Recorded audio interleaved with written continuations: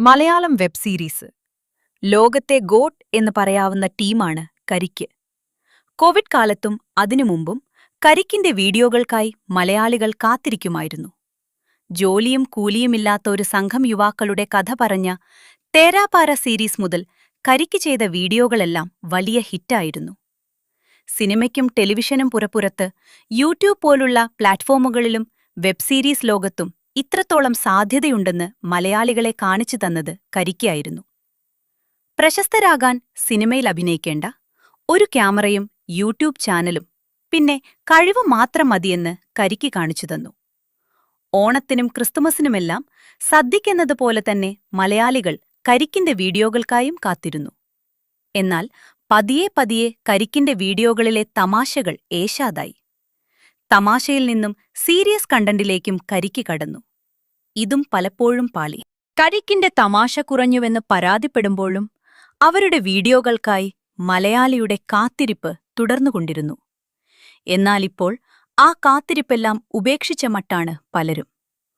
ഇപ്പോഴിതാ കരിക്കിന് എന്താണ് സംഭവിച്ചതെന്ന് ചർച്ച ചെയ്യുകയാണ് സോഷ്യൽ മീഡിയ. റെഡ്ഡിറ്റിലെ ഒരു പോസ്റ്റിന് താഴെ കരിക്ക് ആരാധകരെല്ലാം ഒത്തുചേർന്നിരിക്കുകയാണ്. തങ്ങളുടെ കരിയറിലെ ഹൈ പോയിന്റ് മുതലെടുക്കുന്നതിൽ അവർ പരാജയപ്പെട്ടു. ഇപ്പോഴത് നഷ്ടപ്പെട്ട അവസരമാണ്. ആളുകൾ മറ്റ് കണ്ടന്റിലേക്ക് ചേക്കേറി. കരിക്കിപ്പോൾ പലർക്കും നോസ്റ്റാൾജിയ മാത്രമാണ്. കഴിവുള്ള ഒരു സംഘം തന്നെയായിരുന്നു അവർ എന്നായിരുന്നു ഒരു കമന്റ്.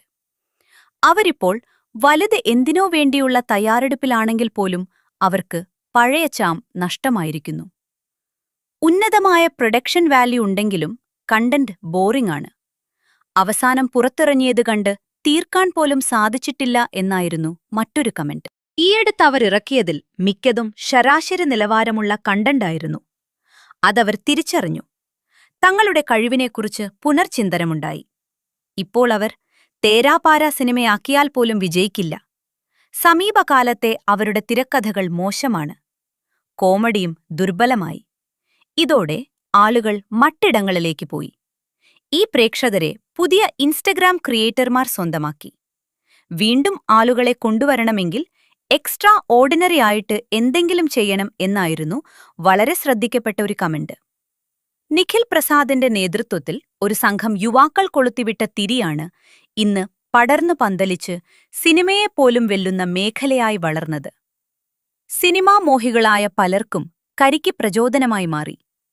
കരിക്കിന്റെ പാതയിലൂടെ ഡിജിറ്റൽ കണ്ടന്റ് മേഖലയിലേക്ക് കടന്നുവന്നവർ നിരവധിയാണ്. ഇന്നും ഈ രംഗത്തെ ബെഞ്ച്മാർക്കാണ് കരിക്ക്.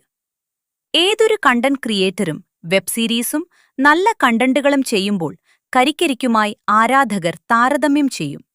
കരിക്കിന്റെ സ്വാധീനം ഇന്നും പലരുടെയും വീഡിയോകളിൽ കാണാം. പൊട്ടിച്ചിരിച്ച ഒരുപാട് തമാശകൾ സമ്മാനിച്ചിട്ടുണ്ട് കരിക്ക് ടീം. മാമനോടൊന്നും തോന്നല്ലേ മുതൽ സംതിക് ഫിഷി വരെയുള്ള മീം, ലോകത്തെ ഹിറ്റ് ഡയലോഗുകളും, ബാബു നമ്പൂതിരി മുതൽ ലോലൻ വരെയുള്ള എവർഗ്രീൻ ക്യാരക്ടറുകളും മലയാളം പോപ്പ് കൾച്ചറിനുള്ള കരിക്കിന്റെ സംഭാവനയാണ്. സിനിമാ താരങ്ങളെക്കാൾ പ്രശസ്തി നേടാനും ഇവർക്ക് സാധിച്ചു. ജോർജിനെ പോലുള്ള അഭിനേതാക്കൾ കോമഡി മാത്രമല്ല, സീരിയസ് വേഷങ്ങളും തങ്ങളെക്കൊണ്ട് സാധിക്കുമെന്നും കാണിച്ചു തന്നിട്ടുണ്ട്. കരിക്കിന്റെ സിനിമ ഉടനെയുണ്ടാകുമെന്ന് പറയുന്നു. ഈ ഓണത്തിന് കരിക്ക് ടീമിന്റെ സിനിമ തിയേറ്ററിലെത്താൻ സാധ്യതയുണ്ടെന്ന് പറയപ്പെടുന്നു. അതോടൊപ്പം ഇനി യൂട്യൂബ് വീഡിയോകൾ ഈ വർഷം പ്രതീക്ഷിക്കേണ്ടതില്ലെന്നും പറയപ്പെടുന്നു. കാരണം സിനിമ ഇറക്കുന്ന തിരക്കിലാണ് കരിക്ക് ടീമുള്ളത്. അവരുടെ സ്വപ്നങ്ങൾ എത്രയും വേഗം നടക്കട്ടെയെന്നു നമുക്ക് ആശംസിക്കാം.